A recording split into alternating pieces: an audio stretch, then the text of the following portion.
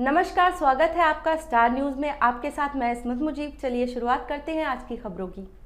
कानपुर से खबर है, जहां पर हरबंस मोहाल थाना क्षेत्र में गोली चलने की आवाज से हड़कंप मच गया। हरबंस मोहाल स्थित पानी की टंकी के पास एक महिला को अज्ञात ने गोली मार दी।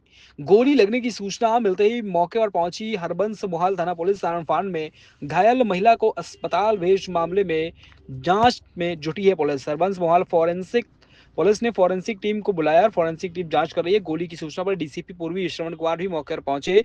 पूरा मामला थाना हरबंस मोहाल थाने का बताया जा रहा है, जहां पर हरबंस मोहाल थाना क्षेत्र में गोली चलने की आवाज से हड़कंप मच गया है। क्या घटना घटी है यहाँ पे? यहाँ पे पति पत्नी रहते थे, तो मतलब पंडित जी मिश्रा बता रहा, अजय मिश्रा, तो उनके आपस में लड़ाई होती रहती थी अक्सर करके। तो हमने कई बार मना भी किया कि लड़ाई ना किया करो, रहना तो शांति से रहो, नहीं तो अपना खाली कर दो। तो मतलब ये कह रहे थे हम नवंबर में खाली कर दें। आवाज़ के बारे हमने 11 बजे करीब 12 बजे, टाइम सही नहीं पता करे, लेकिन लगभग शायद इतनी हो। तब यहाँ चबूतरे पर बैठी थी, पूरा ओढ़े थी, तो हम पहचान नहीं पाए जैसे ओढ़ी थी कि कौन है। तो हमने आवाज़ भी, तुमका कौन? तो कह रही आंटी हम हैं। तो हमने कहा क्या हो गया? कह रही कि हमें चक्कर आ रहे, ये बताया।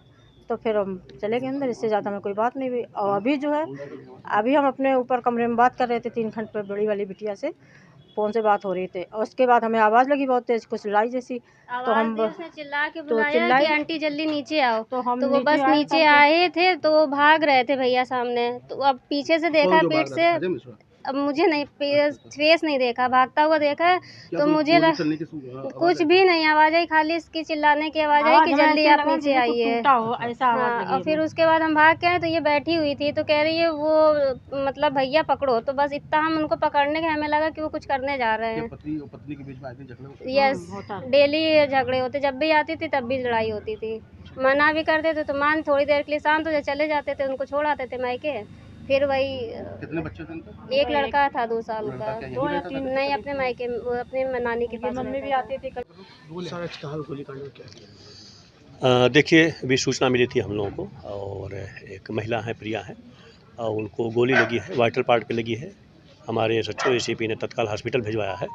जो बेसिक जानकारी मिली है कि जो यहाँ पे किराए में रहती थी, और जैसा कि जो मकान मालकिन की बेटी है वो बता रही है कि जब उसने आवाज़ सुनी तो नीचे आई, तो देखा कि उसके हस्बैंड जो है भागते दिखे हैं, बल्कि शर्ट पहनते हुए बाहर गए हैं।